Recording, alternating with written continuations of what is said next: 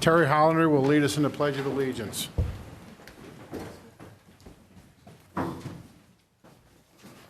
Happy New Year. Let's have a moment of silence to pray according to our own faiths, and then I'll be happy to pray. Heavenly Father, we come before you, and Lord, we thank you for the year behind us, all of the good, the bad, and the ugly that occurred. And Father, we dedicate to you 2016, and we ask for your glory and for your will. Lord, we lift up to you St. Charles County, all of the leaders, all of the residents, all of the organizations. Father, we pray that you would grant success, peace, and prosperity to our residents and to our organizations. And Father, this night we lay the proceedings in your hand and ask for your wisdom. In Jesus' name we pray. Amen. Amen. Pledge allegiance to the flag of the United States of America and to the republic for which it stands, one nation, under God, indivisible, with liberty and justice for all. Roll call. Councilmember Joe Cronin. Here. Councilmember Mike Elam. Here. Councilmember Dave Hammond. Councilmember Joe Brazel. Here. Councilmember Terry Hollander. Here. Councilmember Mike Klinghammer. Here. Councilmember John White. He's here. He's just in the back. Okay, we're going to move on to election of council chair. Are there any nominations? I'd like to make a nomination for Mr. Cronin. Do we have a second? All those in favor of that second, say aye. Aye. Opposed? Seeing none, Mr. Cronin, you are the new council chair.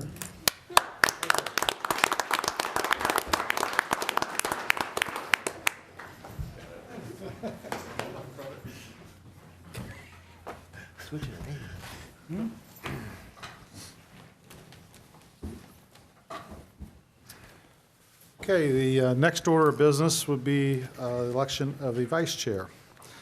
Would I someone, nominate Mike Elam. Second. all in favor? Aye.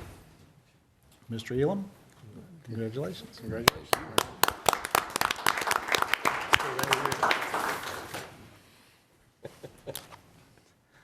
Okay, moving on. We're now into this public comment section. Comments are allowed for alternating viewpoints, and no more than 3. And speaking from there, is there anyone else that that would like to fill out the speaker card and speak to the council?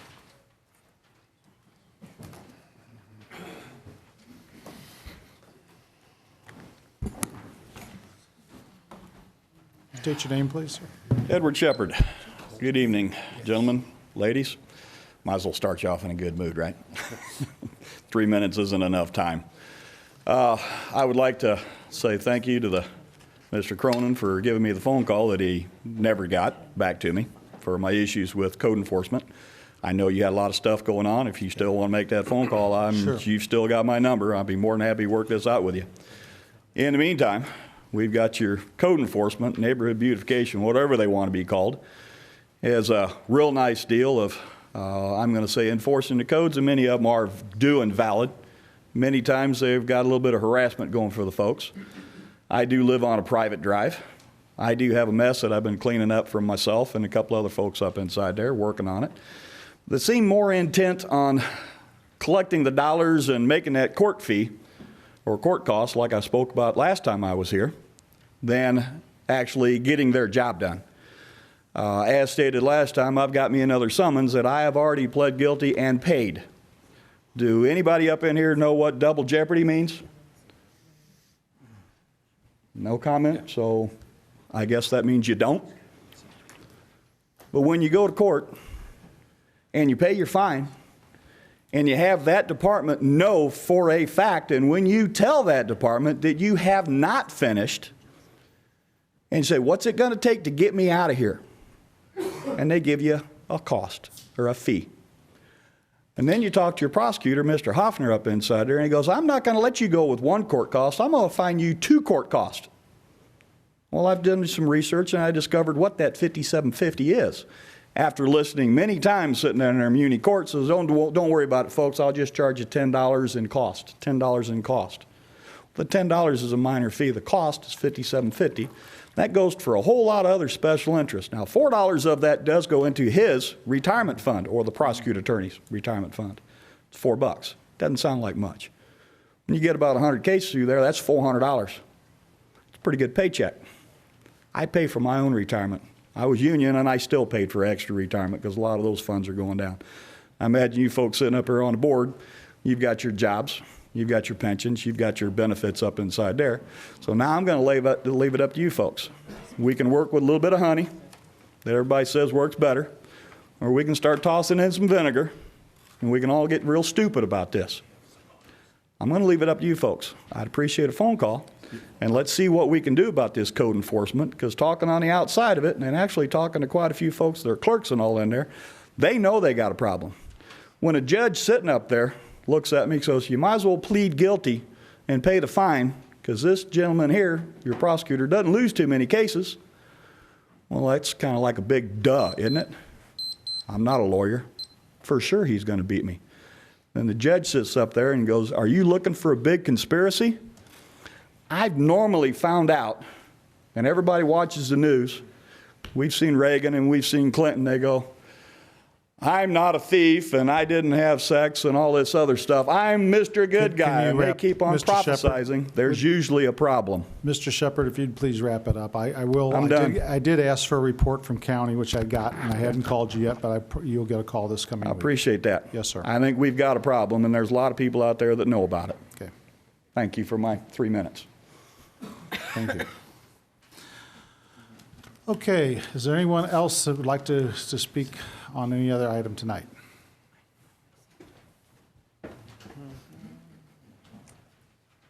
Yes, good evening. My name is Helmut Starr. I'm here on behalf of the Windcastle Homeowners Association Plat 1. And we are here because we have spent a fair amount of time, due diligence, trying to work out an arrangement with Mr. Goss and his clients. And we believe that we have come to an agreement conceptually, and we have reduced those concepts to writing. But it's all been fairly last minute. Some of the changes that we are agreeing to obviously require some action by the county council that would be consistent with our wishes. And primarily that goes to how the gate situation would be handled if the rezoning is approved for a Windcastle Bluffs proposal that's in front of you tonight, and if that plat is approved. If it's approved as it is written now, we would oppose it, and we have a number of reasons why we would do so. And I'd be happy to go into those with you if you want to hear it. I think you know a lot of those reasons already, but I'm prepared to talk to you about the control that St. Charles County has over its roadways, and why this is an exceptional case, an unusual case, where you can close off that entrance that would ordinarily be required by staff to extend Fairdale Road. And I believe that Mr. Goss and I are in agreement on that. What we would like the county to do is to approve the closing of that gate on a permanent basis with the following caveats. We would grant an easement, or Mr. Goss's client would grant an easement to St. Louis County, to Cottleville Fire District, any other emergency service provider, to use that gate at any time that they deem necessary, so that emergency services are not foreclosed from coming through that development once it's in place.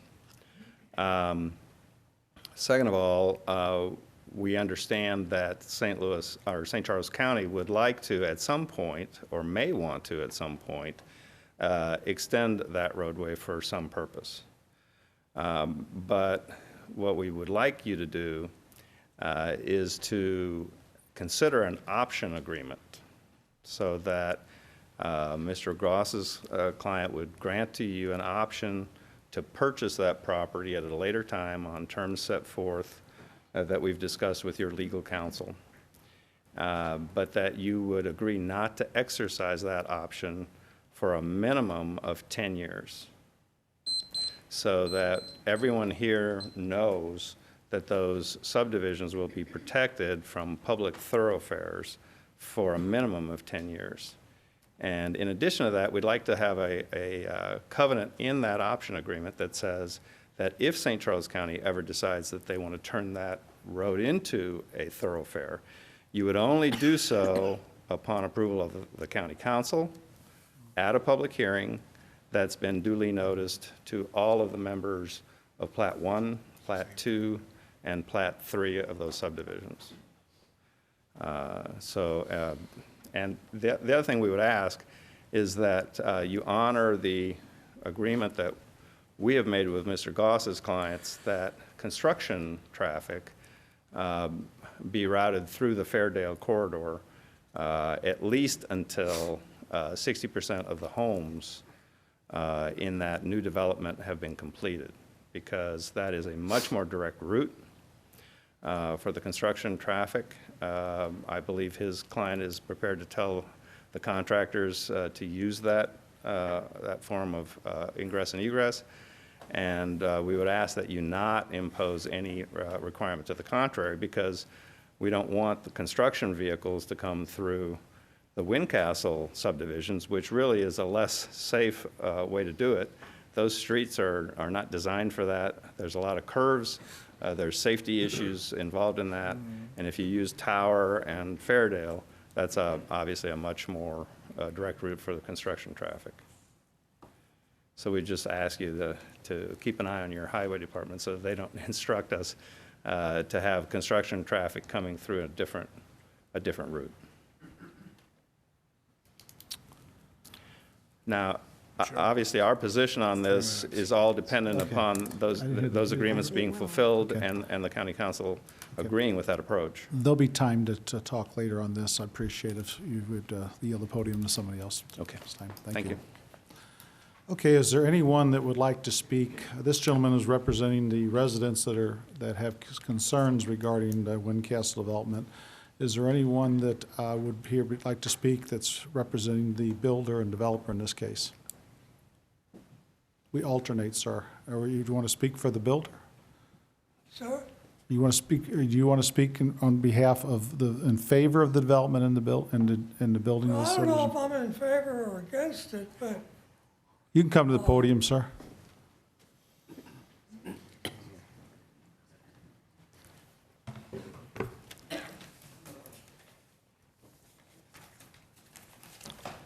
I'm Bob Braithel. I live on Jacob Station Road. I have 12 acres that joins this land that they want to develop. And it looks to me like I'm going to end up getting landlocked. Let me put a...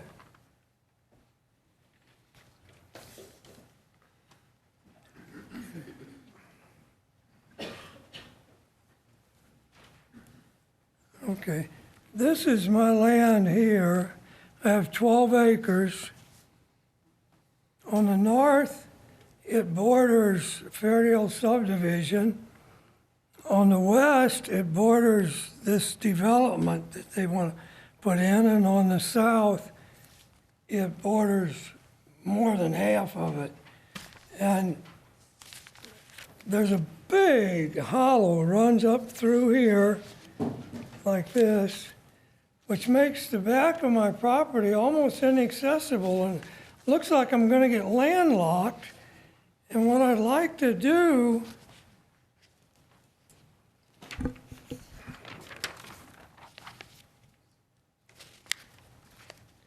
the yellow is my property. This little black spot here is a pond. Big hollow runs up through here. What I'd like to have is, this is Jacob's Summit subdivision. And when they put it in, they ran a sewer line up here to Mildred Rayfield's front yard and put a manhole. Then they ran one up here to Van Cleave's and put a manhole, which made his property very valuable. What I'd like to have is a manhole, maybe right about in here somewhere, where they got a sewer line running up the road. If they could run up through here and put a manhole so that I'm 81, and probably within 10 years, my kids will be selling my property. And with it being completely locked in like that, it wouldn't be near as valuable as if they had a manhole here. Sir, The other thing is, I heat my house with wood, and I come around through the subdivision and down Max Swindle's driveway, which is an easement that when Sue Schaefer sells this, the easement is null and void. I'd like to be able to buy that easement along the property line so I could get to the back of my property. Sir, what you'll need to do is discuss that easement with the folks that own that easement, Mr. Swindle and Ms. Schaefer, I suppose, and then you need to talk to our Community Development Department with St. Charles County, and these ladies will make sure they forward you the people that you need to speak with, okay? That's something that we can't get involved. You're gonna have to work out that easement with those folks. The manhole, That would be with the county community development. You'd have to talk to those folks. Are they actually the sewer provider for that area? before or after you approve the change in? Sir, I don't know. This is the first any of us have saw any of this or heard any of this, okay? I would imagine that manhole is not owned by the county. I'd imagine that's owned by one of the sewer providers, which St. Charles County generally does not do. So I would say that, you need to talk to additional county staff outside this meeting, and the ladies will refer you to the right people. Well, I tried that, and they referred me to the developer. I went to the developer, and they referred me to the people that made the layout. And then they say, well, I'll have to go back to the guy that's going to buy the land and talk to him, and I'll get back with you. And they didn't get back with me. And it's kind of a run around, Councilman White represents your area, so I'm sure he'll be talking to you, sir. Okay? Okay. You've had your... I'll get with you, John? Yes. Yes, sir. Okay. Okay. Thank you, sir. Okay, thank you. Mr. Goss, I think you were up next.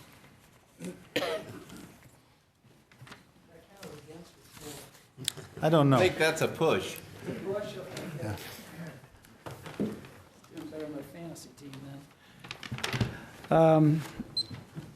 Mr. Chairman, members of the council, my name is Brad Goss. My address is 1475 Fairgrounds Road, St. Charles, Missouri. I want to concur with what Mr. Starr represented to you, that we do have a conceptual agreement between the parties, which of course is good news. With respect to the gate at Fairdale Lane, essentially the declaration that I presented to the council back on the 21st of December is agreeable to the parties, with the exception that paragraph 5 of that declaration, which had a reservation in favor of the county, reserving that as an area that the county could acquire or put into their right-of-way more or less automatically without any further consideration.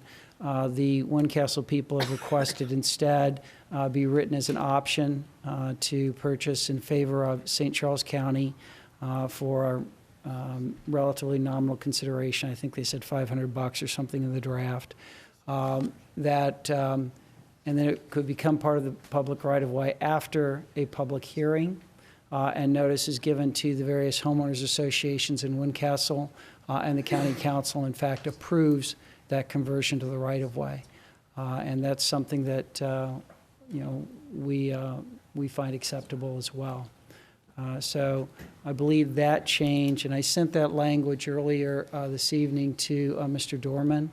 This language was drafted by Mr. Starr with some minor modification by me. So Mr. Dorman has that so that he can incorporate that into the ordinance that'll be before you tonight.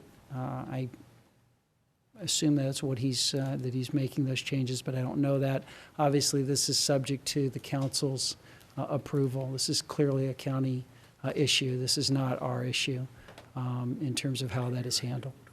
But essentially, what it allows the county to do is to convert that strip to public right-of-way after notice in a hearing and payment of some nominal consideration for the land to the homeowners association. That payment would not go to my client. as far as that goes. And then Mr. the Chairman, could you ask Mr. Goss to get the microphone closer? sure. I couldn't hear neither could Joanne, what you just said. All right. What I said was that the Declaration of Covenants that we have previously submitted to you on December 21st remains unchanged with the exception of paragraph 5 relating to the reservation in favor of the county. We send alternate language. The covenants for the subdivision? Covenants relating to the gate What that do you we are have to do with incorporating covenants into for your the ordinance from last December 21st. Your ordinance on the 21st of December makes reference to those covenants being approved as part of the plat. Oh, okay. And so the covenants relate to the gate alone. Those covenants are what create the easement in favor of St. Charles County, the Cottleville Fire Protection District, and the other EMS providers, and place the restriction on the owners of the property not to remove the gate and to keep the gate in place as a barrier, and provide for the conversion of the gate. The owners of the property it's a public right-of-way, isn't it?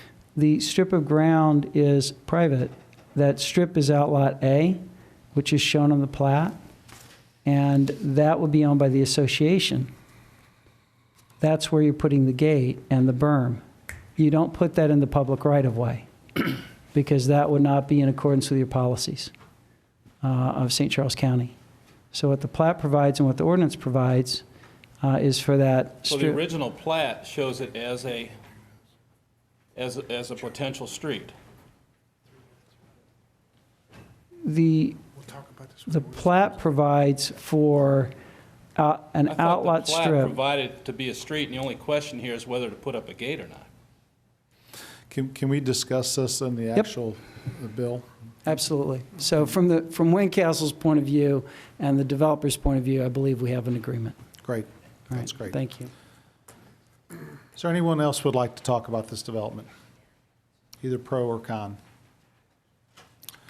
Anyone would like to talk about anything else in the public comment section tonight?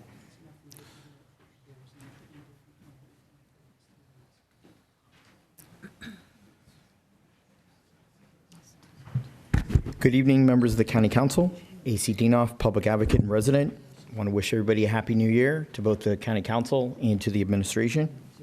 Hopefully, we'll get a lot of great projects done in St. Charles County. It's 6:15 this evening. The County Council held an executive session, and I pray that you voted 6-0 to vote to buy the Vatera property in unincorporated New Melly. We have a golden opportunity here, and before we miss this opportunity, I think it's imperative to link the other two properties so we have a great regional park. I made several requests, at least 3 requests, per Chapter 610 to the County Executive's office. And Mr. Ellman is directly responsible for the Parks Department. We need to have best practices for business operations of the Parks Department. It's not an autonomous organization or independent from county government, even though it does have a board that's advisory in nature only. I have asked Mr. Ellman's staff for the park plan for current parks, a 1, 3, 5, and a 10-year plan. That's something normal to do when we run a county for 400,000 residents and hundreds of millions of dollars. I also asked Mr. Ellman for land in reserve for a long-range plan for 1, 3, 5, and 10 years of how we're going to improve those lands in reserve. I still have not gotten that information. It's kind of scary, kind of frightening that we're operating in this type of fashion. I'd like to come to some type of conclusion that the information needs to be there if we're going to operate and try to improve our parks. It's something simple. The first thing that you need before going forward with improving the parks is a plan of action. We don't have that. It's been discussed, it's been requested by several county council members, and the information still has not been divulged to me upon a simple request, which can be either in verbal or in writing per Chapter 610 of the Missouri State Statutes. On your agenda tonight is design services for restoration of the Hayes House. I have a really sad problem with that. It's a single source vendor, and it's just not acceptable to pay $107,000 when we can't compare it to anything else. We went through this with the park, Brunswick Park, where we spent over $5 million with a single bid. That's making somebody's friend wealthy and rich without competitive bidding, and I have a problem with that. Phase 1 development for our county park at Pittman Hill and Kisker, single bid, is not acceptable. $915,000 before we even turn any dirt. It's very not acceptable. Would you please wrap it up, Mr. Dinoff? The last thing that I'd like to ask is a county audit of our county election authority.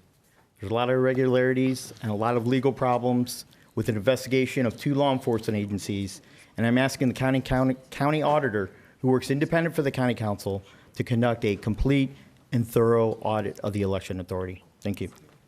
Thank you, Mr. Dinoff. Is there anyone else that would like to speak in any other matter before the council tonight, or any other public comments?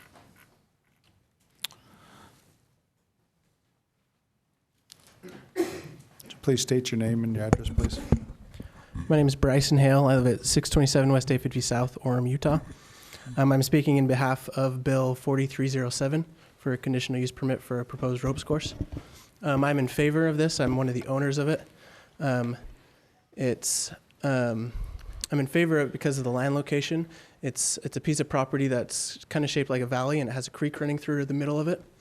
And the regulations within the county require a 25-foot setback, so it really limits the use of the property.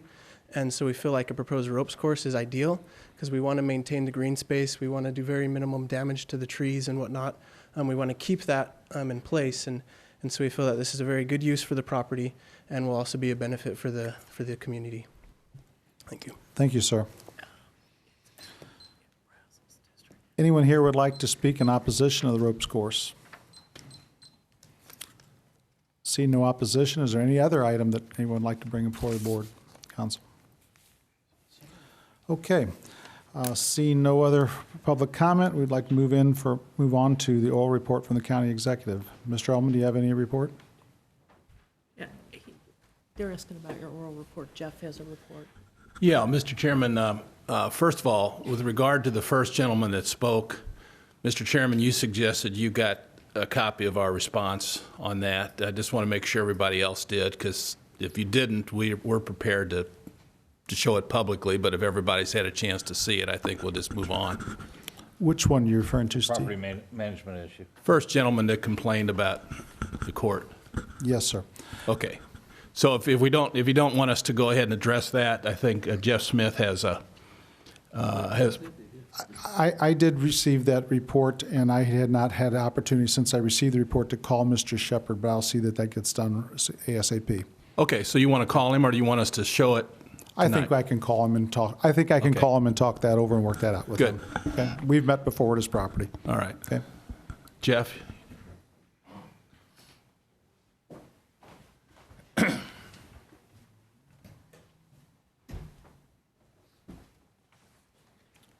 Mr. Chairman, excuse me, members of the council, I want to take just a few minutes tonight and update you on the status of our 911 project. It was about 18 months or so ago, I think, that Jennifer George and I sat through a work session with you and discussed the need for a new 911 system in the county. As you'll recall, our previous 911 system was purchased and installed in 2004. And it was operated by all of the PSAPs, public safety answering points in the county, with the exception of the city of St. Charles, which maintained and operated their own system, which was also purchased in 2004. Both of those systems were becoming obsolete. It was hard to get parts for them, et cetera. And so it was time to replace those. We worked with the municipalities in the county and established a single intergovernmental agreement for the installation, purchase and installation and operation of one new shared 911 system. Some contrast between the old system and the new, just as a refresher. The old system was a premise-based system, which meant all the equipment that ran the system physically sat in one of the buildings here in the county. And the two systems served to back each other up. Our system, the county system, backed up the city system and vice versa. There was only a single connection of the systems to each of the PSAPs, so if that connection was severed in any way, there was no backup. There was only a single transfer option to send calls, 911 calls between the PSAPs if needed. Probably one of the big issues with the system is the mapping on the old system was a third-party map. It wasn't resident as part of the system. It was not very reliable. Most of the agencies did not use it. And the PSAPs were required to monitor their own system. So we figured out when the system was broken, then we called the vendor and they came and fixed it. The new system is a cloud-based system. There's very little hardware at each of the PSAPs. The main data centers, there are 2 of them. One is regional here in the St. Louis area, and the other one is out of state as a backup. There are redundant connections at each of the PSAPs, both an MPLS wired connection and then a wireless connection. And that failover is seamless and automatic. We have at least 2 transfer options for sending calls amongst the PSAPs as calls are needed to be transferred. The map is resident in the program, and the nice thing about it is we're using the county GIS department's map being uploaded into the ECW software. So the map that we see is updated by us. Yes, sir. Is that the 2012 map, or is there a newer GIS map than that? So the map that we're using, and Patty, you might be able to help with this, is we're not talking about the aerial map. Sorry, we're not the top. No, we're talking Okay. about the one that the GIS department updates almost continuously for us. Gotcha. The new system is monitored live by the vendor. So obviously, if we have a problem with the system, they should know it even before we do and would notify them. And one of the big things with the new system is that we will have sometime yet this year the ability to receive 911 calls via text. And we've talked about those and the advantage that brings to certain callers at certain times. So we're working with the vendor currently and hope to have that in place by mid-year or so. On October 27th of 2014, the council approved Ordinance 14096, which authorized the county executive to enter an agreement with Emergency Call Works for the new 911 system, and also allowed for expenditures up to 10% of the original contract amount for the installation of that system. The participation from the various agencies were St. Charles County at the time, St. Charles County Dispatch and Alarm, which is Fire and EMS dispatching, St. Charles County Police, Wentzville Police, Lake St. Louis, O'Fallon, St. Peters, St. Charles City, and then the backup location for 911 and dispatching at the EOC, which was primarily, before now, was only for Fire and EMS dispatching and county police. With the new system, that backup at EOC is now available to all of the agencies in the county that provide dispatching and 911 services. The timeline for the project was we posted the RFP in April of 2014. Which, as you'll recall, was actually before I arrived. I arrived in July of 2014. The contract with ECW was signed in November, and project implementation began right away. And we finished the last cutover 1 year later, November of 2015. And again, we have the text to 911 coming here in 2016. There were a couple of changes to the project going along. There were 3 change orders executed. To date, we have 1 final change order in process. The first one dealt with some network design and 911 circuit infrastructure changing, and that was a no-cost change order. The second one was a clarification on text to 911 and project deadline. Again, no cost to the county.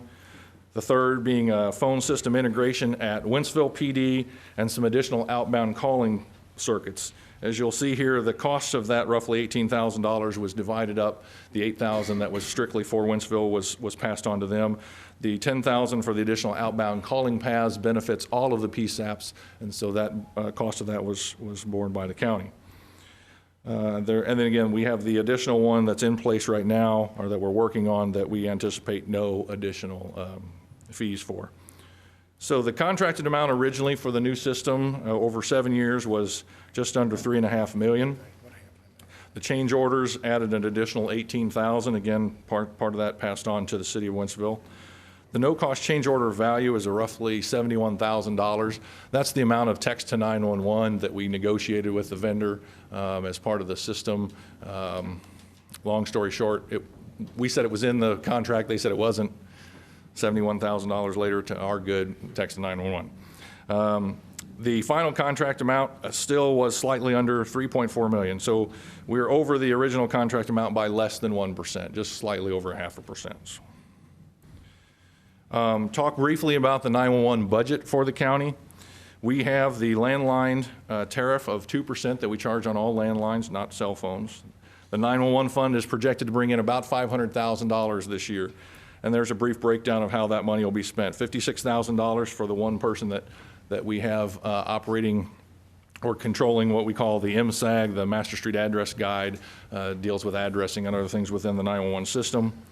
About $325,000 in additional phone charges to AT&T and CenturyLink for the 911 circuits that actually bring the phone calls to us. $60,000 will be put towards the fire and EMS dispatching portion of the ECW contract payments that we make each year over those 7 years. And then roughly $59,000 of other expenses. The ECW contract payments over the total 7 years of the project, $1.8 million of that is coming from the other participating non-county PSAPs or municipalities. $1.3 million of that is coming out of the capital fund or general fund. And the $350,000 that'll come out of the 911 for the fire and EMS dispatching portion of that.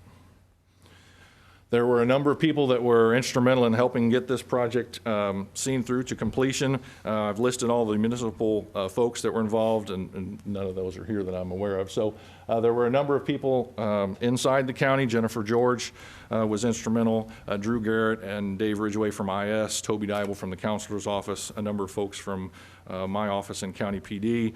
But most importantly, and I'm going to embarrass her now, I'm going to make Patty Stevens stand up. She is she works for County IS, but she served as the project manager for St. Charles County, and she was phenomenal in making sure that we stayed as on time as we possibly could, and obviously on budget as much as we could. So my hat off to her. Round of applause for the job that she did.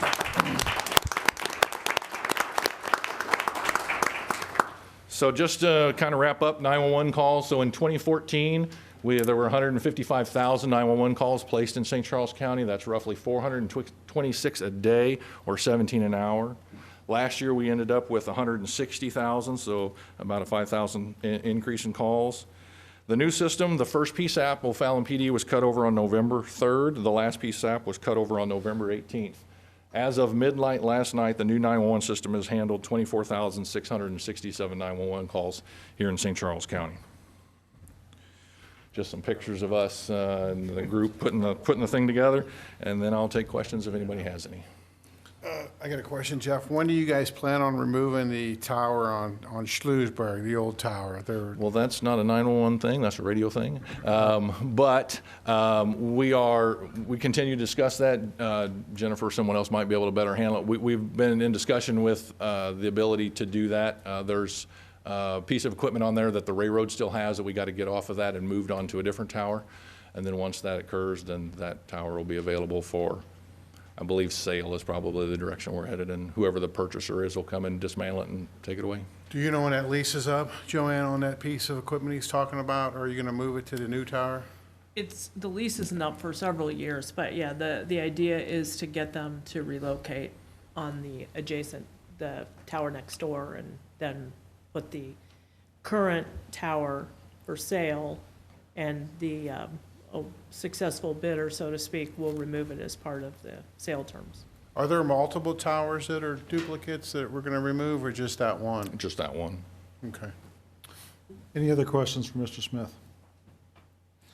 I have one kind of question comment. I like the text to 911 because I heard there was a lot of issues in Joplin when the tornado hit down there that folks couldn't get through with normal calls to 911, but texts work in those emergency situations. They take up a lot less call space.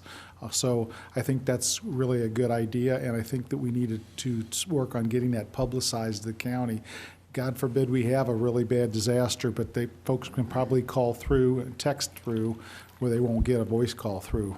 Correct, yeah. We have a meeting actually the 19th of this month with all of the other municipalities, and that's one of the things that we're going to talk about. We definitely, and I've already talked to Colleen about it, we definitely need to make sure we publicize that when it becomes available and how it's used and the appropriate time and place to use it.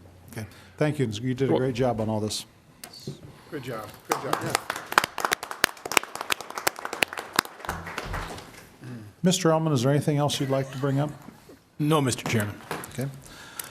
Okay, next is the consent agenda. Are there any items removed on the consent agenda? I'd like to make a motion to remove the bid parks on the Hayes House and for the development of Pittman Hill. Second. All in favor? Aye. Aye. Mr. Brazel, would you like to have Betty come up to assess this? Well, I was gonna, this is construction, is this a Corey question? Yeah, Corey? Corey's prepared to come up.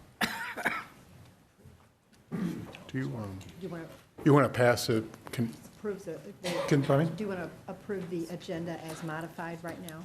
Yeah, we can, you want to do that first? We'll need a motion. Okay, Make a motion we'll to make a approve motion. the remaining portion of the consent agenda. Second. All in favor? Aye. Mr. Chairman, before Mr. Bexmueller gets going, just one point I would like to make is that each of these was an RFQ process, and there were multiple respondents. It's just after the evaluation of who the best proposal was from, then there were fee negotiations with that single bidder. So in each instance, there were multiple respondents who were evaluated. Thanks, Corey.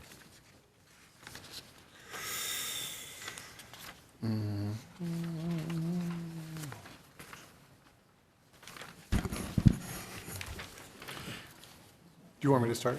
Yeah, Mr. I Brazel. was just going to ask Corey a couple questions. Corey, I don't know if you were involved in this, but how many, you put out an RFQ, is that what you did? Yeah, both of them had an RFQ.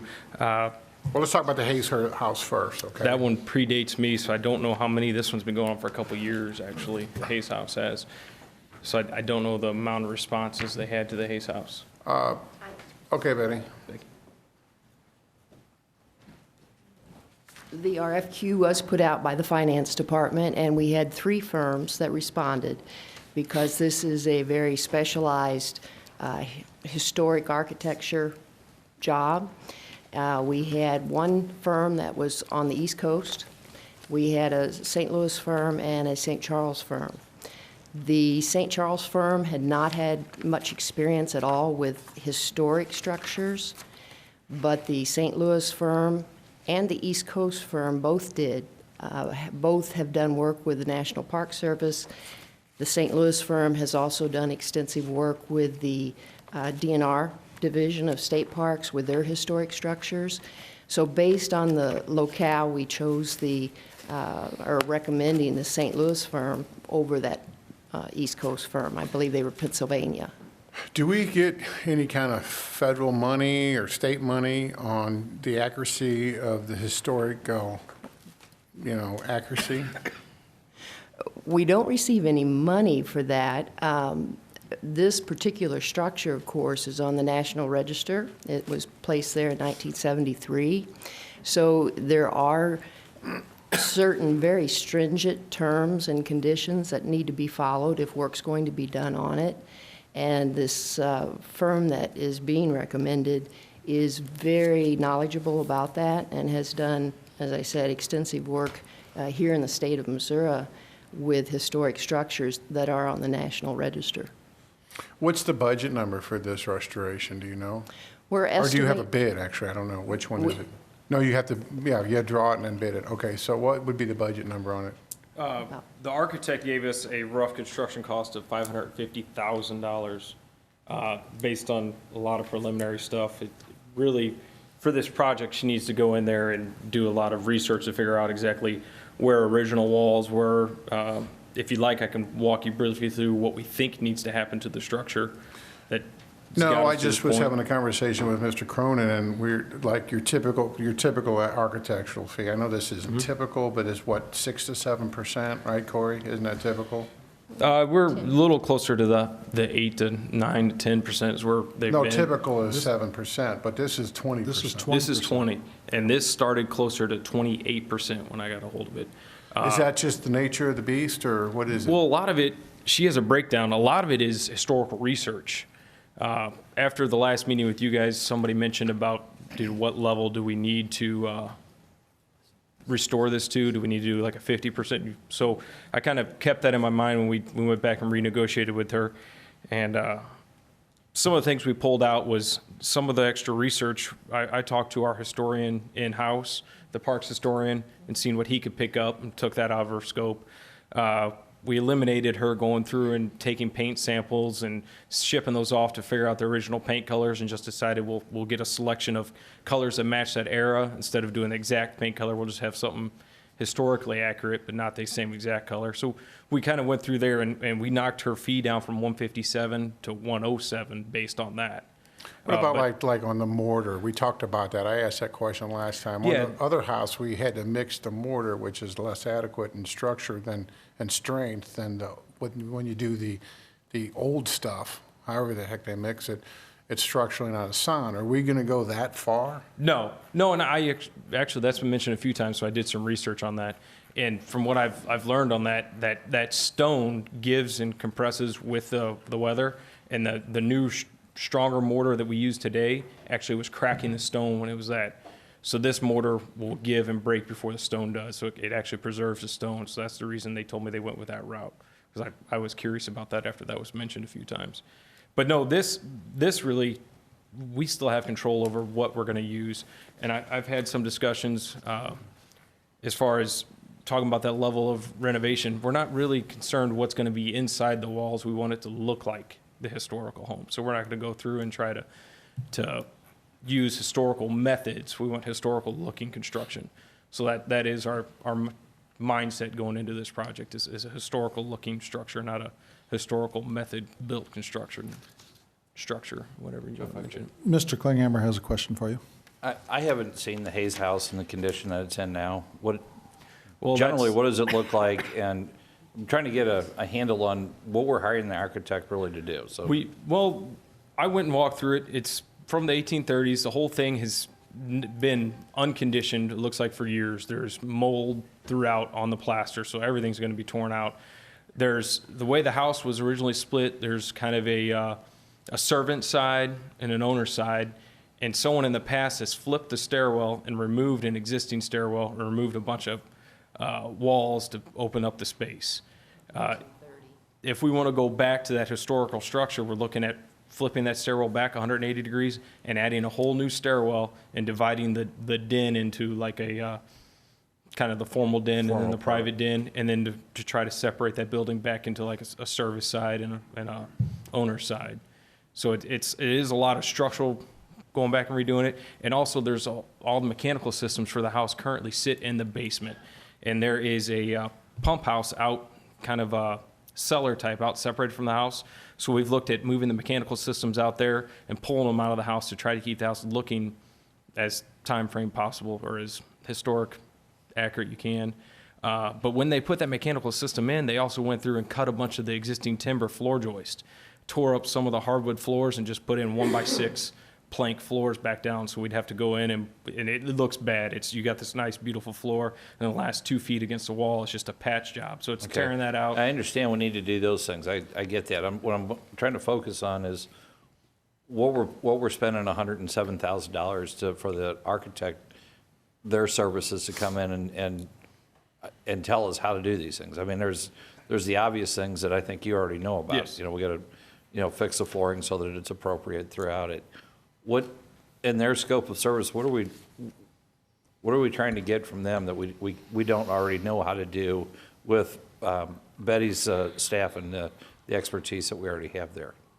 I mean, there is a lot of, I've got a breakdown of her total fee right here as my next handout, but she's got a lot of field verification and going out and doing research on the site as it's progressing, because this is, once we open the structure up, we really don't know what we're going to see. We start pulling plaster walls down, because obviously there was a major renovation. You've got another handout that's not part of our packet? This is, I don't know which one you guys are going to first. I've got another handout of the, Just for the Hayes house? just for the Hayes house. Okay. Yeah, let's move that. We really should have that before we, yeah.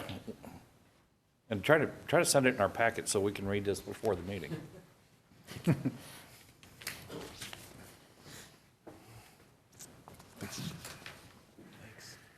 That's part of the reason I mean, one of the things we're going to talk about is changing the way we do consent agenda items. 107,000, they're handing it to us tonight and saying, let's approve it, and we're getting it tonight. That just, that makes no sense to me whatsoever. And So- I agree with you, and that's something I'm going to be You working know, on that- pretty hard, the new council rules, so. Joe, I'm already, and Mr. Brazel, I hope you don't mind. I think we really do need to hold this so we can see what it is that we're buying before we agree to buy it. What do you guys? I just had questions because the percentages, I understand Corey's explanation. The percentages are high though, based on typical. This is not typical, but you know, when you got a $400,000, $500,000 renovation and you're spending $100,000 in architecture fees, that's a lot of money for architecture. Yeah, and we're using this engine houses a lot to go through and vet contractors and use their expertise in this type of construction, kind of leaning on them for the historic renovation. The other thing, Corey, is when you guys do an RFQ on something like this, I know it's a little bit different and it's specialized, I get it, but you're not really getting bids, and that's the other thing that kind of concerns me a little bit, because you're interviewing for a process, but you're not putting it out for bid. I mean, does it not make sense to put out the scope, the specific scope of what you're looking for by AIA, or however you want to put the perimeters, and then put it out for, because you don't, when you get an RFQ, you don't get a number, do you? Correct. That's the way. Yeah, that's the way it's been presented to me. We do an RFQ and we get a list of qualified architects, engineers, and then from that point, we do a negotiation. They do a fee proposal and we negotiate their fee. There's no time issues with this. If we wanted to keep this and continue this discussion until the next meeting, that wouldn't be a problem, so. Well, the only question would be is what are you trying to accomplish? I mean, I think I'm hearing different budget numbers. I mean, I heard 450 from somebody today in the administration. I heard 550 tonight. I heard $1 million proposed sometime back, okay? And I don't feel real comfortable with that, okay? And I think that these numbers that you've given us are very helpful, but we've had, you know, just a few minutes to look at them. My concern primarily is that this doesn't turn into a quagmire where we're putting more and more and more money in it. And I think that, you know, the discussion needs to be had with what percentage of historical accuracy are we shooting for? Can we get 80% for this amount of money and 50% for this amount of money, and, you know, for 20%, can we make it look old but not historically accurate? I guess that's some of the stuff that I would personally like to have. I would say if other council members have questions about that, now's the time to give it to that. well, I agree with what you're saying. Betty, the other thing we're talking about with some of the other things we've been talking about recently, I think it's important for the council to understand what does it mean to be on the historical registry, is what you're saying, right? There's got to be some criteria, and that's what we're trying, that's the actually ultimate goal, right? So you don't want to file that up, but can we just get right to that line? I mean, are we going way past, that's what I'd like to know, are we going way past that line? Are we putting glass in where you got to blow it and you have bubbles, or do we just put regular glass in? You know, things like that, you know, because.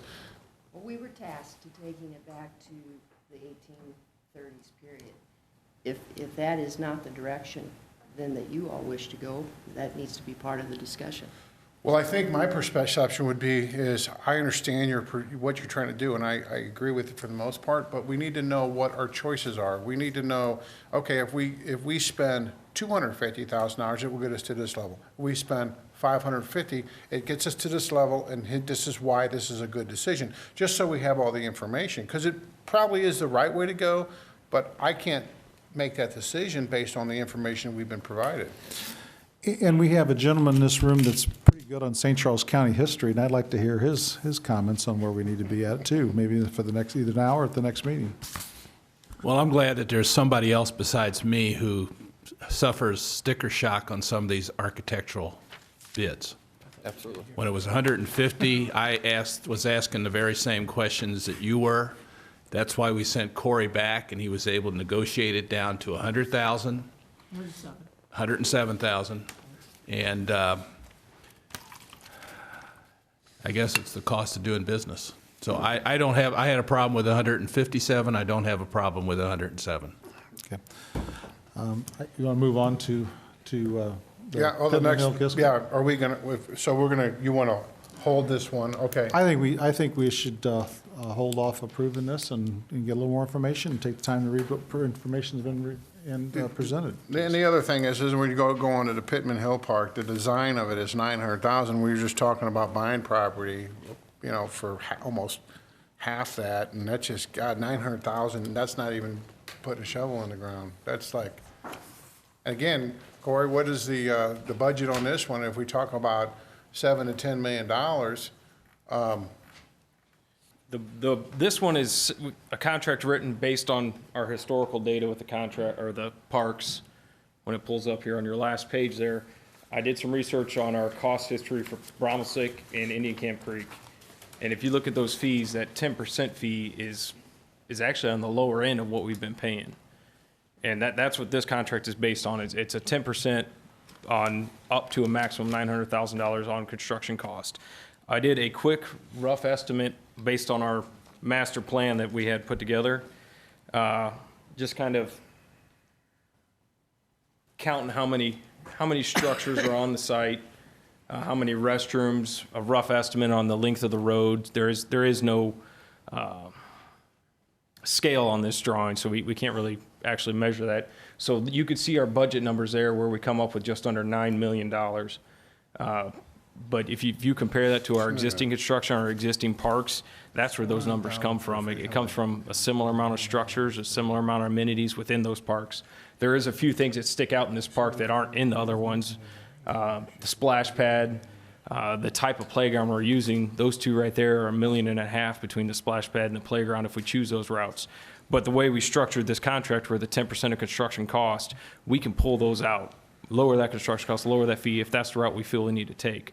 But this $9 million budget number was kind of matching this master plan that everybody's taken a look at. And You know, I heard you mention earlier that you talked to Ryan Graham and saw what you could do in-house with the Hayes House bid.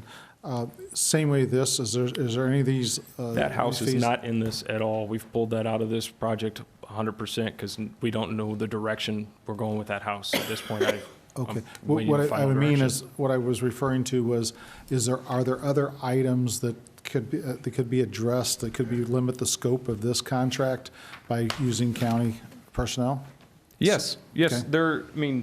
based on what's available, walking trails that aren't paved, Parks Department are going to be doing those themselves. Maybe installation of benches. There will be some small stuff that Parks will be doing themselves. We can address those as we get to it. But yeah, we are trying to take that on in-house as much as we can. Betty's mentioned that multiple times on what Parks can do themselves, and we're going to try to use our own assets. I think part of the maybe question on this number as well is typically we have done parks in phases. And so 3 million, 4 million at a time for one park area. And this time we are under the scope here of getting this one done. And so that's why it is the total number all at once. Yeah, you could see a rough comparison there. Bromlesick is just over $10 million for construction costs of that park. So this is, 3 phases. yeah, within 3 phases, there's the 4.1 million, the 600,000, and the 5.1 million. Okay. So it's a similar park, but it's just that sticker shock is just at one time. It's not broken up. Any other questions from the council? I just want to make one point that Mike Elam was good enough to point this out to me. If you look at this budget these budget numbers, if you look at the cost of the fishing lake and look at the cost of the 1.5 miles of paved trail, just keep that in mind of earlier discussions. So noted. So do we have a motion to approve the contract for Pittman Kisker? So moved. Second. All in favor? Aye. And is it agreed that we'll not move on Hayes House until the next meeting in 2 weeks? Okay, moving on, I know there's a lot of folks here from Wincastle, and I'm gonna ask someone to amend the agenda so you folks can get out of I here don't and think get we're back to ready your to do family. that yet. Are we I not? think there's still discussions going on. Okay. Is there not? Okay, then I move the agenda up to untable bill number 4292 Second. And 42. and 4291. 91. Second. All in favor? Aye. And Mr. White, since you were involved in negotiations of this, do you have a substitute bill? I would like to discuss 4292 first. What, Donna? Excuse me, I'll read the title for 42, you said 4291? 4291 and 92. Okay. And you want to discuss 4291 first, 4292? 4292. Okay. Bill 4292, an ordinance of the County of St. Charles, Missouri, approving the preliminary plat of the Bluffs at Windcastle. I would like to substitute Bill 4292 with substitute Bill 4292. Second. All in favor? Aye. Aye. Aye. And I'd like to open up for discussion. Do we have that bill, John? You had it last week. Yeah, those one here. Oh, okay. Oh, that's that first, that's the one that. Okay. This is just the straight Mr. one, White, the same could one we you- had 2 weeks It's ago. the same one we briefly had. Mr. White, could you briefly summarize what the difference is? I would like to call on Mr. Goss and Mr. Starr. Both come up.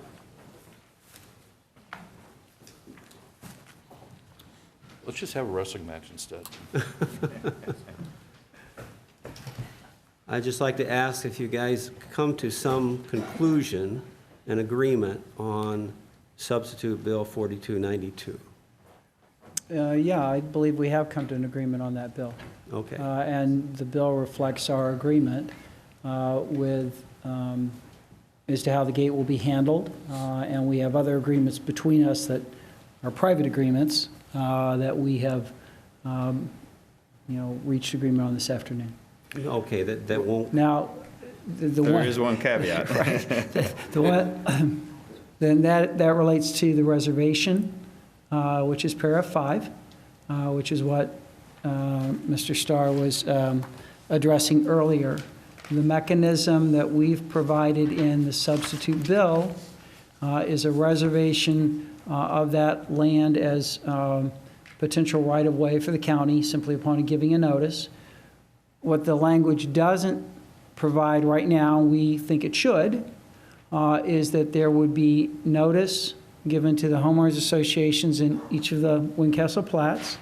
There will be a public hearing if the county wants to convert that to right-of-way, and the county council would approve that conversion of the right-of-way. So the substitute bill should be amended to that extent.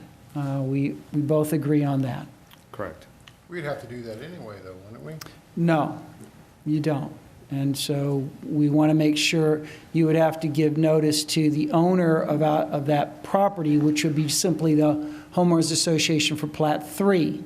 And it is important that the homeowners in Plat 1 also receive that notice, as well as the homeowners in Plat 2, and that you actually have council action as opposed to simply having staff action.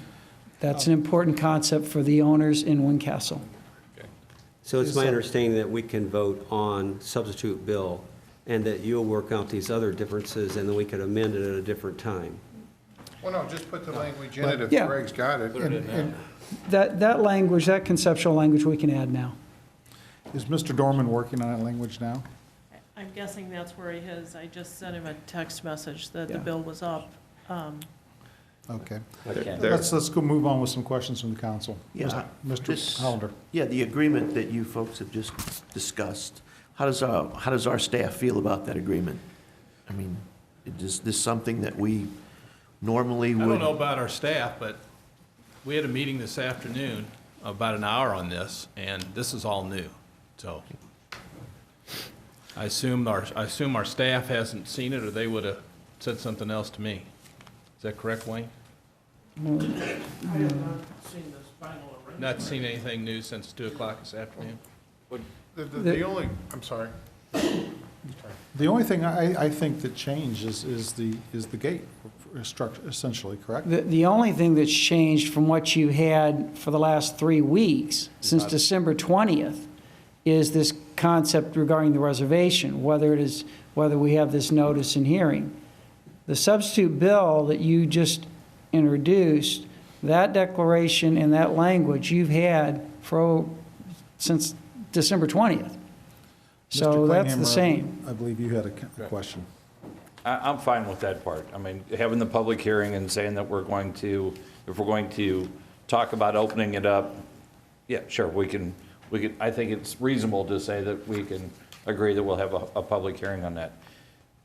Mr. Starr, you, in your opening comments before the meeting started, or at the public comment part, talked about a 10-year time period. That gives me a little bit more pause for concern now.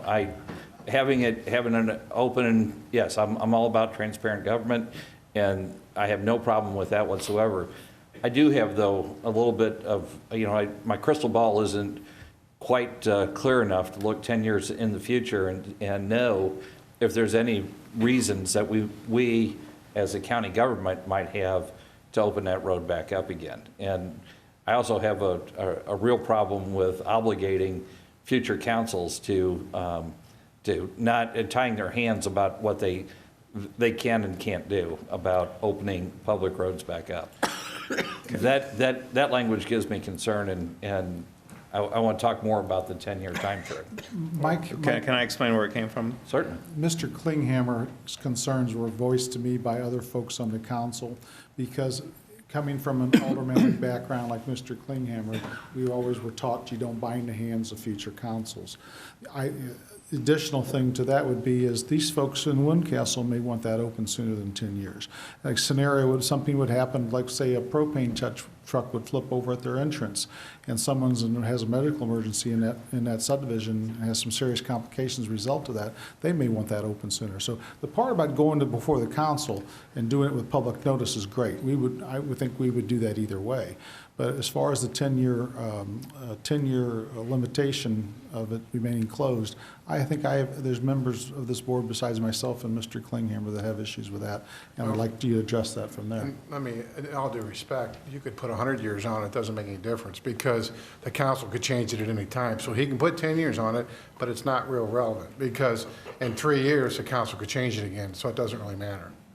I guess when you find out from the attorneys about that. Yeah, well, if we agree to a 10-year deal. Now, if it's an ordinance, Mike, you can always change an ordinance. That's just the way it is.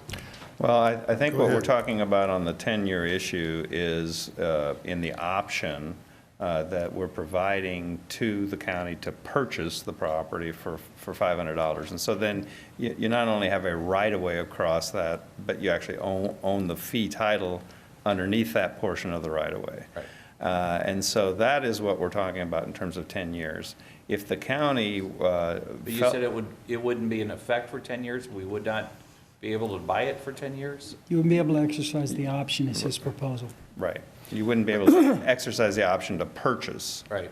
for the first 10 years. Well, we're not going to build a road on private ground. I've been there, done that, don't want to do it again. Right. And so the answer to that is we're talking about a 15 by 42 strip of ground that will already has easements burdening it for emergency vehicles, that is an outlot that has no other purpose within the subdivision. So if the county wanted to and felt it had to have that as right-of-way, you certainly could condemn it, and the price of the condemnation at that point would be relatively small. And clearly, if people are petitioning to have that done, that is an avenue that you could always pursue independent of the option to buy it at a later time. Our clients, never had the benefit when they bought their properties in Plat 1 and many of them in Plat 2 to understand that this was going to be a public thoroughfare that would be connected to Fairdale at some point, that would bring a lot of traffic from a big part of the area to the east through what they were sold as secluded homes in a fairly private neighborhood. So, and those roads were not built for public thoroughfare, and there's not a direct route from Fairdale anywhere over to Pittman Road.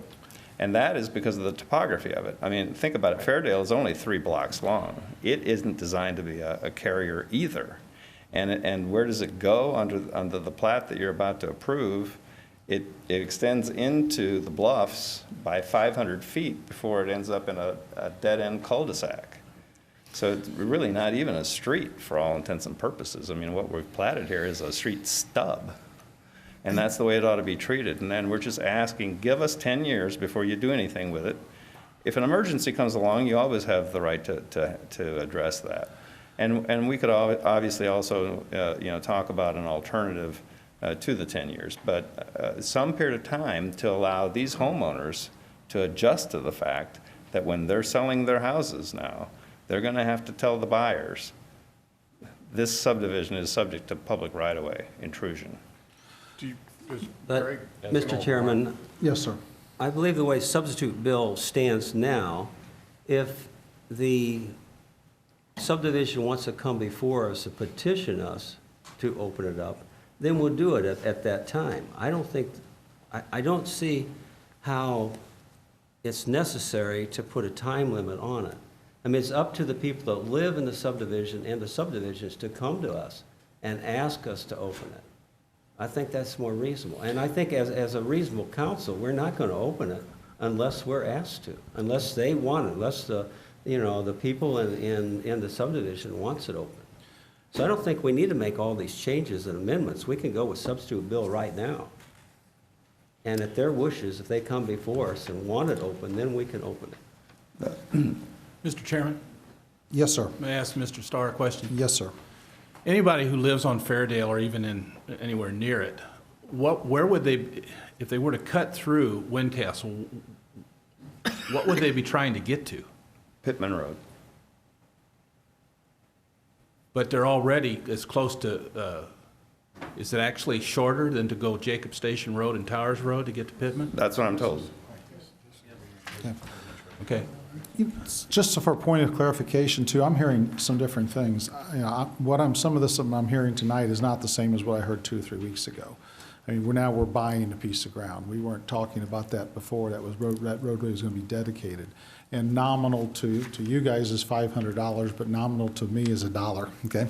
And so at this point in time, I'd like to hear from, I know Mr. Dorman has reviewed all this. I'd like to hear what he thinks about this Well, Joe, situation. that's not even part of the proposal. We don't even have that in here. Mr. White is talking about this ordinance right here. That's what we're talking about. So the $500 purchase and all that's not even relevant at this point because there's nothing that's been proposed. So I would say if Mr. White has went over this with his constituents and with the 2 attorneys, and this is the best agreement they can come up with, then we should go ahead and move forward with it. All the other agreements have been reached pretty much except for what you're speaking of, right, Mr. Starr? Well, the agreements that we have between us It's are, between you guys, but you got it worked out, right? well, but they're heavily contingent upon what happens here tonight. I mean, the primary interest that we have is in seeing to it that the public access is stopped at Fairdale for as long as possible until it has to be a right-of-way or until, Okay, the Mr. public Clingham. solution. The short No, I answer still is got the floor. yes. Hold on a second. This ordinance, the way it's written is this is putting the gate up, and then you have emergency access only, right? Correct? Right? Is that Yes. what we're talking about? That's correct. Up to the But see, extent we of your would- question, that's correct, but what you didn't include is what then happens afterwards. But see, we don't do Who has that, the right but to here's the open it? thing, Mr. Starr, we don't do those special arrangements for anybody. I don't think we've ever done that, have we, Greg? Have done this kind of thing that we're talking about? And I don't have a problem with it, but it just complicates it, and here's the thing. The county, we come up with this ordinance and we tell you, we're gonna do this emergency gate, and that was the big compromise, and then you got all your other agreements made. You don't need anything else, because why would the county, like Mr. White said, why would we decide automatically just to open it up? It doesn't work that way. You guys gotta wanna do it, or you gotta want a connection, and then you'd have to have a public hearing and all that other stuff. But your ordinances don't require that. We need to hear from Mr. Dorman, and then also That's what they're willing to Councilman do. Elam has a question as well. So that's what we should ask for. in here now. Okay, so I think I've kind of gotten the beginnings or pieces of multiple questions. So the substitute bill is everything that we spoke about last meeting because it's the same. I got, the homeowners association and the developer have been working very hard to come to terms on things, and they've come to terms, I believe, according to what they've told me, on a number of private issues that have nothing to do with this gate solution. Obviously, that's taken a lot of time. And then they got to the point at 6:09 p.m. where they sent me language again, no fault of you all, I know you've been working hard, but my meeting with the councils started at 6:15. So that's when I got the language about what they had reached terms on, about the conditions to put, the new conditions to put into these covenants and restrictions. Obviously, I have not had time to convert that into something that is ready to go as a final part of that document. There are also the issues of the objections to, at least initially, to 10-year period of time and such. So that's where things stand. I think that in the viable options here are, keep it on the table. You'll certainly hear objections from the developer on that. Pass the, don't do any substitute bill and vote on the original bill, which is the public road connections on both sides, or proceed with the substitute bill option that we do have in a valid form, ready for action, and that is what Mr. White has been discussing, I believe. Okay. So I view those as the three good options before you at the moment, and certainly either the if you vote and take action on either of the bills tonight, that does not preclude the ability for the parties to come back to the council. It would take the support of one council member to bring an amended bill before the council to amend the terms of the covenants, and so that is a possibility in the future as well. Mr. Elam. So that's the reason I asked that we move forward with substitute bill, and at a future date, if they come forward with something that's amenable to everybody, we can put it in then. But I'm asking for you to vote for the substitute bill tonight, and I call for the question now. Quit doing that. We're still having a discussion. Second. On this. All right, well, You kill me every time you do that, because we're doing our job here, Okay, so just to clarify this, we're voting on substitute bill number 4292. correct. Donna, do you need to read the title? Point of order, I think you have to vote on the rezoning first. No, we don't. No, we have Bill 4292, substitute Bill 4292 on the floor right now. I'm sorry. Ask Greg. Bill 4292 in its original form is what's on the floor, and there's never been a motion to substitute. Yes, it was. Substitute Yeah, bill. there has. Yes. You were stepped out. You were stepped out. My only My concern is apologies. you haven't rezoned the property yet, so 4292, when you pass it, I haven't conformed, I'm not a R1B, that's my only procedural concern, but your council will guide you accordingly. And again, I wasn't here for that part of the meeting either, so I apologize. But are both 4291 and 4292 off the table? They are off the So table, correct. If the council's intention is to vote on substitute bill 4292, then I would recommend that you do that vote in conjunction with 4291. If you're passing them both, then there's no issue. Obviously, if you pass a plat and the rezoning fails, then we have a problem to address. Mr. White, you've called the question. So it was my understanding we vote on 4291 first, and then or go ahead and So proceed long as you with. vote on both of them tonight, Oh, it's not an issue. The Okay. only reason I suggested you bring up 4292 first is that once you've rezoned it, you've rezoned it. Okay. So that way you could have a discussion about the terms. But it is dependent that you should pass both of them tonight if you're going to pass one. The question was never seconded, so. It was I seconded. He seconded. It was on 92. Yes, 4292 was Well, called. I rescind my request to call on the question. No, just vote Yeah, on we the can first vote. one. Okay. Is there any other, does anybody else have anything to discuss? I still think that it's reasonable to, not the 10-year deal, I'm opposed to that, but I think that it is reasonable that if, at the county's discretion to open the road back up, and Joe, I think you were looking at things from the homeowner's perspective to opening the road. But if the county decided for some reason that it was our direction from staff or from the fire department or whatever to open that road back up, I don't think that it's unreasonable request that we have a public hearing and a public vote on doing To that. make a motion to make the amendment, and it's very reasonable, and we'll vote for it. Right. I make that motion then that, Greg, do you have the proper language for me for But inclusive right now, of there's the? only, the original bill is before the council. And I'm making an amendment. You have to vote to adopt the substitute. No, We we've did. Or you done, have to put a substitute, and then We've already- amend it, and then We've already adopt the substitute. adopted the we substitute. adopted the They substitute. adopted the So substitute. now I'll make an amendment to the substitute, bill number 4292. Mr. Klinghammer, may I ask a question and clarification? Please. I noticed that Mr. Starr, when he was summarizing, said that you all were agreeing to provide individual notice to each member in the 3 plats.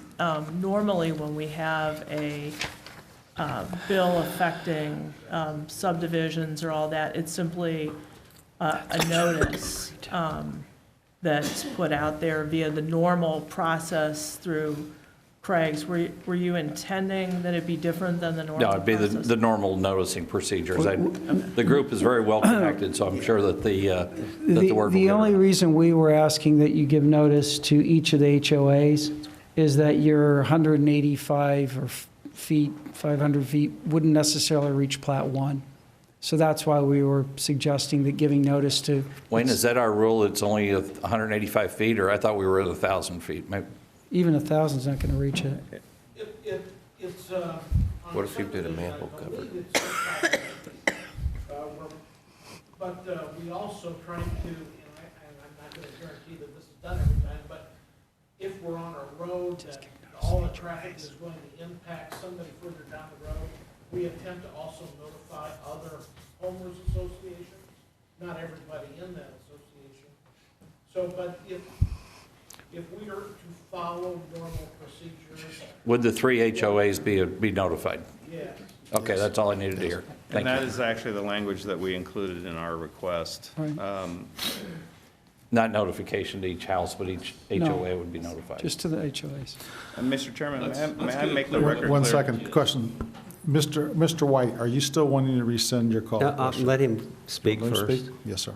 I just want to be sure the record is clear about what the position of the Plat 1 HOA is on these issues, because we agreed to go along with the rezoning request and the plat approval, assuming that we could get some of the conditions that we've asked for regarding the gate. Clearly, the public notice and the public vote at a public hearing is a big step in the right direction, and we encourage that.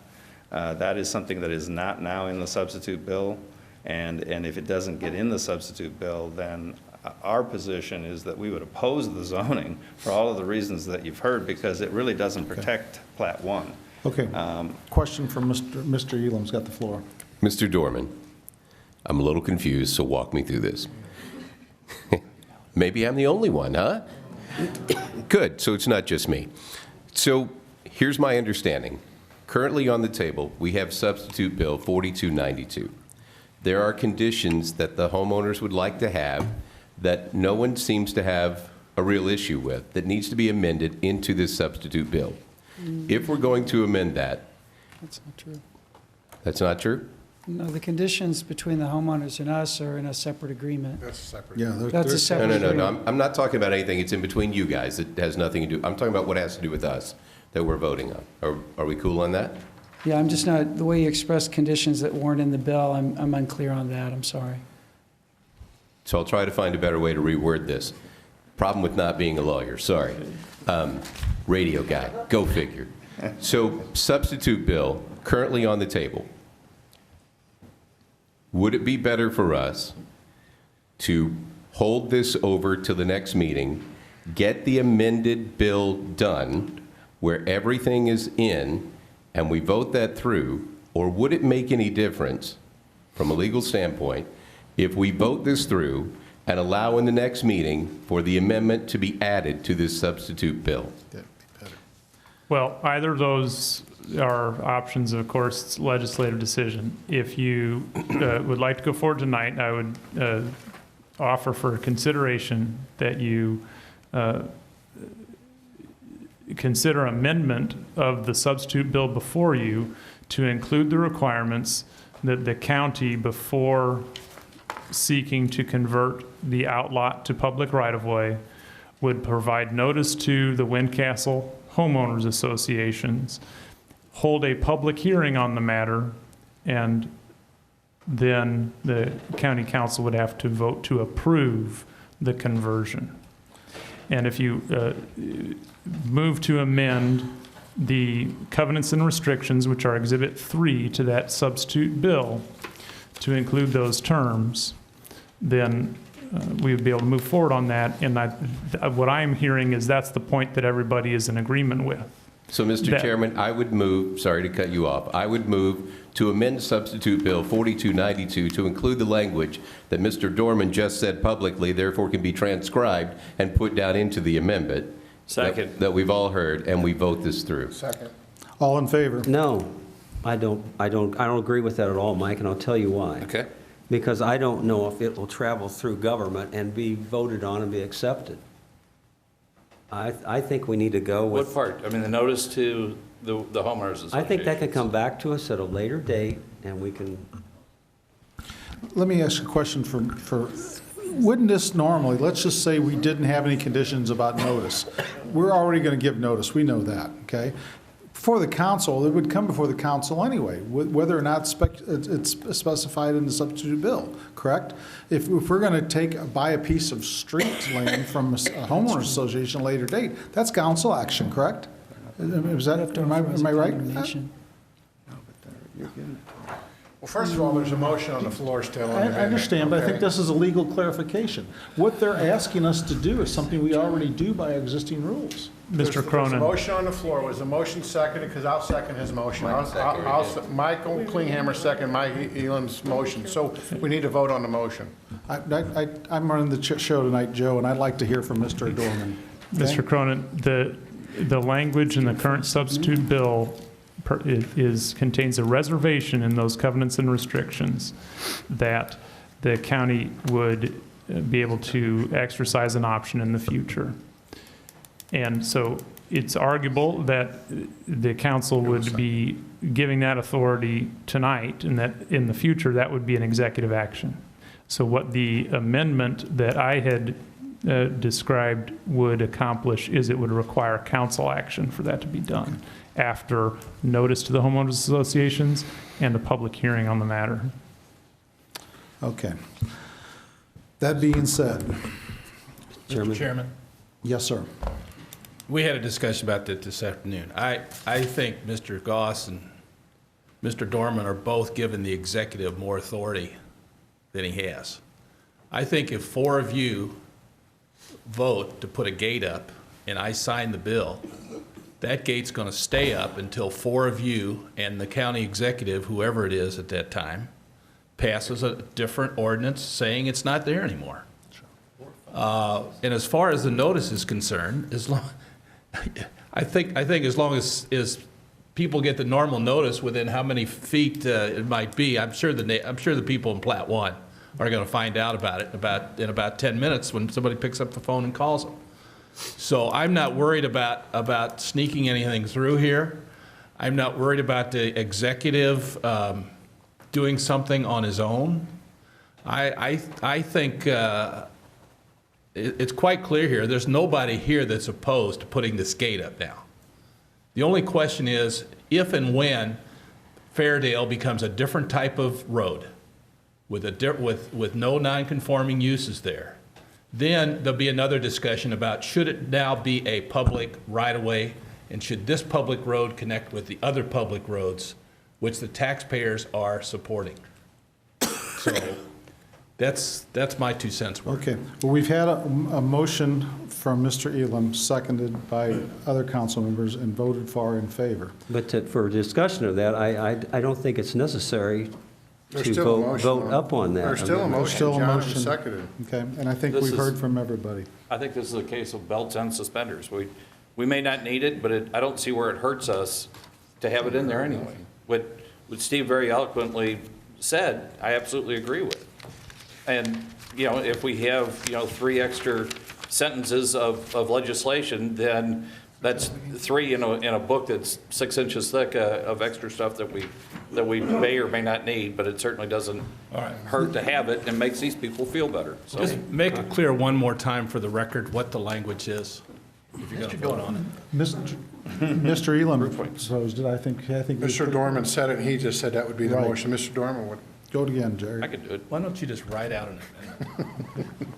write the language out? Well, my suggestion was, I have Mr. Executive, that that's on tape, it's recorded, it's easily transcribed and put down as the amendment. So It contained three things: notice to the three homeowner associations, a public hearing, and action by council. Greg, did I miss That's anything? correct. Yep, that's it. That's That's correct. three things. that I've moved to be the amendment to the substitute bill. I made the motion, Mr. Klinghammer seconded. I believe point of order would be we vote on that now. Yes. Yes. Donna, you want to do a roll call vote?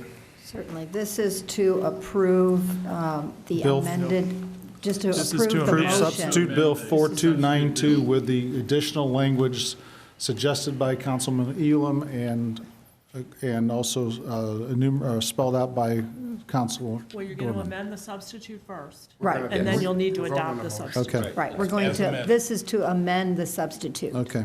Councilmember Brazel? Yes. Councilmember Elam? Yes. Councilmember Cronin? Yes. Councilmember Hollander? Yes. Councilmember Klinghammer? Yes. Councilmember White? Yes.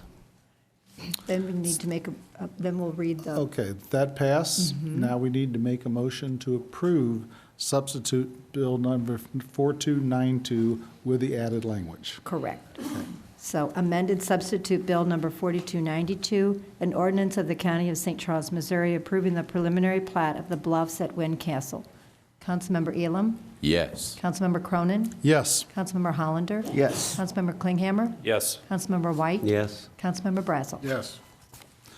Bill 4292 passed. So should we move on? Now we go to 4291. 4291. And I'll read the title, Bill Number 4291, an ordinance amending the zoning district map of the County of St. Charles, Missouri by rezoning land from R1A, Single-Family Residential District, 1 acre minimum lot size, to R1B, Single-Family Residential District, 20,000 square foot minimum lot size, as per application RZ 15-000015. Any comments or questions regarding Bill 4291? Seeing none. Bill Number 4291, an ordinance amending the zoning district map of the County of St. Charles, Missouri by rezoning land from R1A, Single-Family Residential District, 1 acre minimum lot size, to R1B, Single-Family Residential District, 20,000 square foot minimum lot size, as per application RZ 15-000015.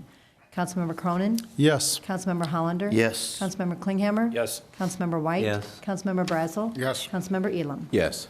Bill 4291 passes. At this point in time, I think it might be appropriate to give a few minutes to let the room clear out so the folks from Windcastle can move on to their lives. Thank you Thank you, very much. gentlemen. Thank you very for your much. time. Thank you. Thank you, folks, for being part of the decision. A rope bridge is a whole lot easier. Promise, it won't take that long.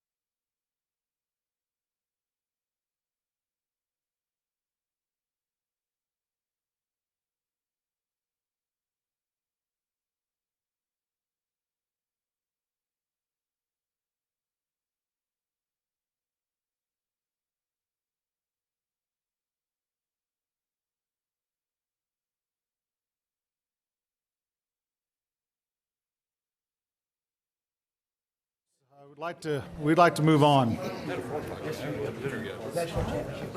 Yes. Let's go, man. All right, introduction. 43. Okay, we're going to resume the meeting now. Where are we at? Bills for introduction? Okay, we'll resume the meeting with bills for introduction. First up is bill number 4306. Bill number 4306, requested by Wayne Anthony, sponsored by Joe Cronin, an ordinance amending the zoning district map of the County of St. Charles, Missouri by rezoning land from A, Agricultural District, to RR, Single Family Residential District, as per application RZ 15-000017.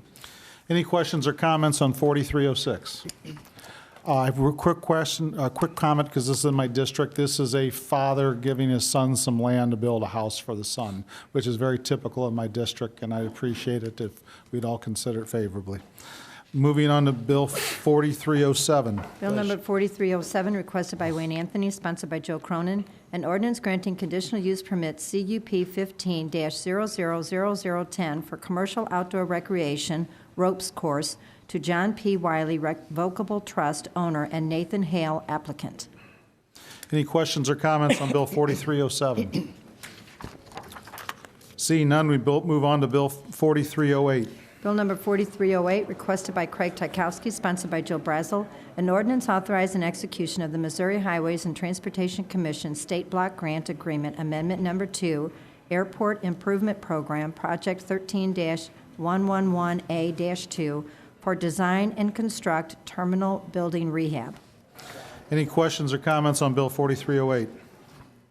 Seeing none, we move on to Bill 4309. Bill number 4309, requested by Chief Dave Todd, sponsored by council as a whole, an ordinance amending Section 605.080 of the ordinances of St. Charles County, Missouri related to security license fees. Any questions or comments on Bill 4309? Seeing none, we move to Bill 4310. Bill number 4310, requested by Steve Ellman, sponsored by John White, an ordinance authorizing the county executive to execute an agreement with the University of Missouri Extension Council of St. Charles County to provide educational programs and services at a cost to the county of $100,000. Any questions or comments regarding Bill 4310? Seeing none, we move to Bill 4311. Bill number 4311, requested by Steve Ellman, sponsored by Joe Brazel, an ordinance authorizing a contract between the county and the Greater St. Charles Convention and Visitors Bureau in the amount of $45,000. Any questions or comments on Bill 4311? Seeing none, we move to Bill 4312. Bill number 4312, requested by Betty Jan Kramer, sponsored by Joe Brazel, an ordinance authorizing the county executive or his designee to execute a cooperative agreement between the Missouri Department of Conservation and St. Charles County Parks Department for tree resource improvement and maintenance TRIM grant in the amount of $23,232 for the period of October 31st, 2015 through June 10th, 2016. Any questions or comments on Bill 4312? Seeing none, we'll move to Bill 4313. Bill number 4313, requested by Hope Woodson, sponsored by Joe Brazel, an ordinance authorizing the county executive to execute a program services contract with the Missouri Department of Health and Senior Services for Ebola virus disease monitoring. Any questions or comments regarding Bill 4313? Seeing none, we move to Bill 4314. Bill number 4314, requested by Steve Ellman, sponsored by Joe Brazel, an ordinance authorizing execution of an agreement for services between St. Charles County and Project COPE, a Missouri not-for-profit corporation doing business as Concordance Academy of Leadership, at a cost of $100,000 per year for 3 years, subject to future appropriations. Any questions or comments regarding Bill 4314? I do, Mr. Ellman. Or Ms. Latham, can you tell me what this is about? We're committing to $300,000. This is that program that's taking